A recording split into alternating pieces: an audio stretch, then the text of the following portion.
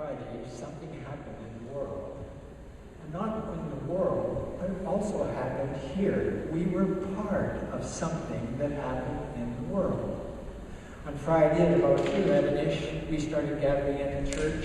We were just a few, maybe 5, 6, 7, a couple of kids, and a couple of neighbors came by with their kids. And we just chatted, and there was kind of an excitement in the air. Then we walked together, and we got on the bus, and on the bus there were more people just like us, people carrying signs, lots of kids. The bus was full, and we all drove to the Hudson's Bay, and we got off at Hudson's Bay, and we joined a gathering of people. We're all heading towards the legislature. And the legislature is the seat of power. That's where our government does what it does. And as we walked, we noticed people coming from all directions, from the north, the east, the west, the south, gathering. And it was excitement in the air. And what I really appreciated was how many of this gathered company were young people. Teenagers, children, infants. But there were also grandmas and grandpas and moms and dads and aunties and uncles. It's as if a magnetic force was drawing us together. And we were part of something that was much bigger than us. They estimate there may have been 10,000 to 12,000 of us at the legislature. But all around the world, there were millions of people, millions of children, and all saying the same thing. We have a problem as a human species, and we need to do something about that problem. And doing something means getting up off your butt, getting onto your feet, and getting involved, getting engaged. Well, we were in that crowd. We did not feel alone. And we heard people inspiring us by words from indigenous backgrounds and also from our own background. From various points of view, we heard voices saying, the opportunity is knocking on our doors. Now is the time for us to get engaged. And then the fun part happened. We all walked down Broadway to Main Street, up to Assiniboine, and then back to the legislature. And it was exciting to be in a crowd, and the crowd was chanting and saying things. They were generating excitement and enthusiasm. It was an event, a milestone event, and an event basically inspired by a young girl in Sweden, a young person. Now, as we walked, two images came to my mind, because I'm a theologian. The first image was Joshua and the people of Israel walking around the city of Jericho for 6 days in silence, walking around the city, and then on the seventh day sounding their horns and shouting out, and the walls broke down. And that's a story which is illustrative. That is to say, it lets us see something. And basically what it says is, when people gather together and work in unity, the obstacle to our future can be overcome. Joshua and the city of Jericho. Then I also thought about Jesus after his time on earth, walking with the people, talking with the people, strengthening the people, encouraging the people. Then one day, he's going into Jerusalem.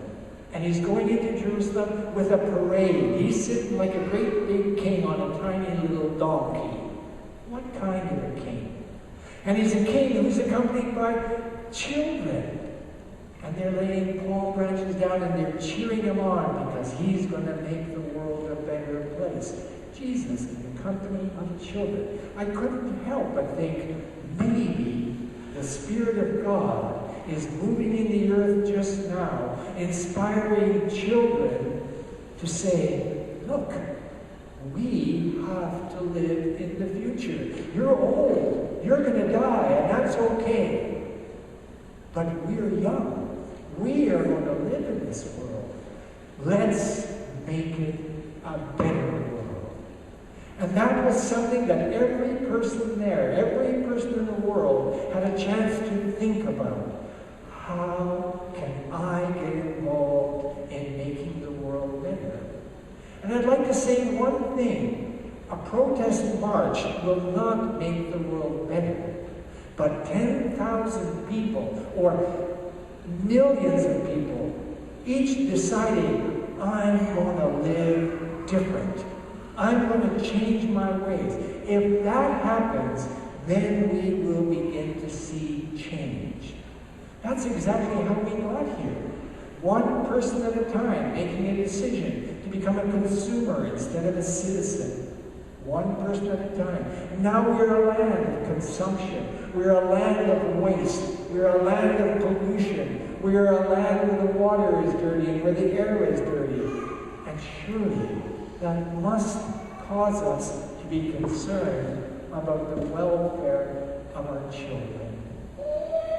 The texts today are important, and they fit well with what is going on in the earth right now. The Amos text is about the indulgent rich who just do not seem to be aware or care about what's going on among the poor. They don't seem to care what's happening to the forests. They don't seem to care what's happening to the lakes. They don't seem to care what's happening to the children. What they care about is money. And Amos is a prophet among the prophets. And all of the prophets say the same thing. Kings come to power, they exploit people. Prophets rise up and say, listen, kings, listen, people in authority, you had better change or you are going to be in trouble. Amos is a prophet among prophets, just like we were on Friday. Multitudes of people with one voice saying, we need to change. And then there's the Luke text. And the Luke text is very central to the Bible message. The Luke text shows us two persons, and they are symbols. The one person is dressed in the finest. The one person has the best. The one person is above everybody else. And the other is a nobody, a lowly person living in the street. And the story, the parable that Jesus tells, makes it clear that God's love is for those who are lost. God's love is for those who are hungry. God's love is for those who are little tiny children playing in church. God's love is for the earth and its people. And the text from Luke says, you can't serve God and money. And then, I get easily distracted. And again, I say this again and again in church. We have this little child running around playing. And if you can think of no reason for living life differently, think of this little baby. Think of this little child, the little baby brother. Think of them in the world they're going to live in.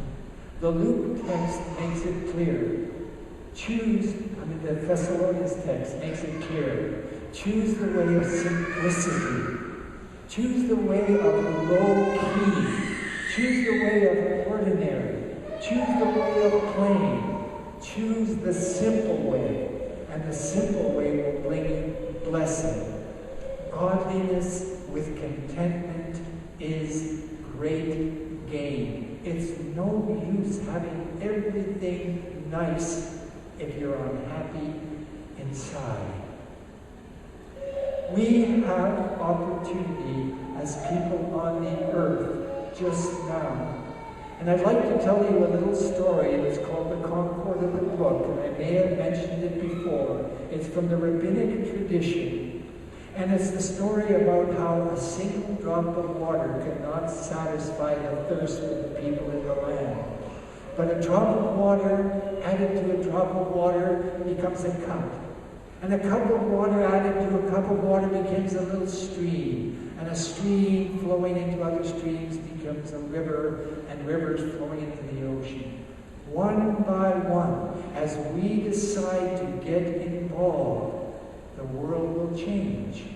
It may not change immediately, but right where you are, right where I am, the world will become a better place. And that through our kindness, through our generosity, through our recognition of the stranger as a brother or a sister. We are all in this together. There is no such thing as an individual life. You cannot live alone. We belong together. And so I am encouraging you, as I encourage people wherever I go, get involved, get engaged. You can make a difference. And I am hoping that as time moves forward, all over the earth, people will begin withdrawing from the way of power and begin moving to the way of compassion and care. Not just for people, but for the earth itself. Because the earth is the source of our life. Its air and its water we could not live without. So I am encouraging you not just to think that church is a place you have to go to get to heaven. That's something that's in God's hands. That's in the future. That's after we die. And so many people right now are preaching the gospel of Jesus Christ as if it's all about what happens after you die. It's not. What happens after you die is in God's hands, and God is watching. And it says in the last judgment that the evaluation, the separation of sheep and goats is made on one basic principle. The goats are those who saw a broken world, who saw broken people and passed by and did nothing. The sheep are those who saw a broken world, who saw broken people, who stopped and made a difference. Go make a difference. You can make a difference. Go make a difference.